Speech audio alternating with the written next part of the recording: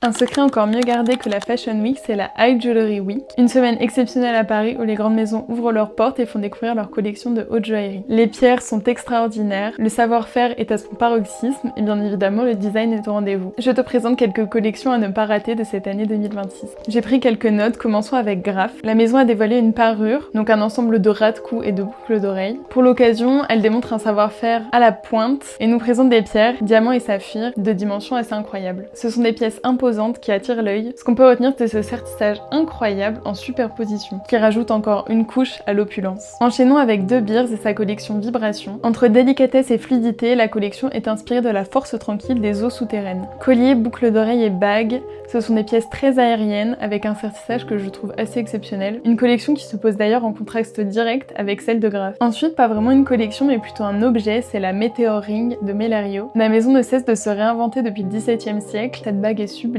un véritable pétale étoilé, j'aime beaucoup son côté irrégulier et les gravures qui lui donnent un vrai look artefact joaillier. Ensuite, un inratable cette année, si vous suivez un peu la joaillerie, vous l'avez sûrement vu passer, c'est la collection Envol de Chaumet qui réinvente le motif des aigrettes en mettant au goût du jour certains bijoux d'archives de la maison. En émail et diamant, la pièce maîtresse de la collection, c'est sans aucun doute ce diadème qui se porte en 4 façons, mais finalement j'ai eu un vrai coup de cœur pour les gouachés et dessins d'archives des années 20 qu'on a pu redécouvrir grâce à cette collection, mais aussi pour cette boucle d'oreille enveloppante extrêmement contemporaine qu'on imagine bien voir sur un tapis rouge. On arrive bientôt à la fin et je vais vous parler d'une maison iconique, c'est Bulgari, avec sa ligne Bulgari Icons. Alors ce ne sont pas réellement des bijoux mais plutôt des minaudières qui viennent réinterpréter justement les icônes de la maison comme le serpentis en ces petits sacs ultra fun et ultra précieux. La collection s'inspire des codes des bijoux de la maison et c'est pour ça que c'est une mention honorable. Et le meilleur pour la fin dans mon opinion, c'est la maison Boucheron. La maison dévoile une collection monochrome, histoire de style, composée de 3 colliers et d'une paire de broches d'épaule. Les 4 bijoux font référence à 4 points charnières de la création de Frédéric Boucheron, le fondateur de la maison, appelés respectivement The Address,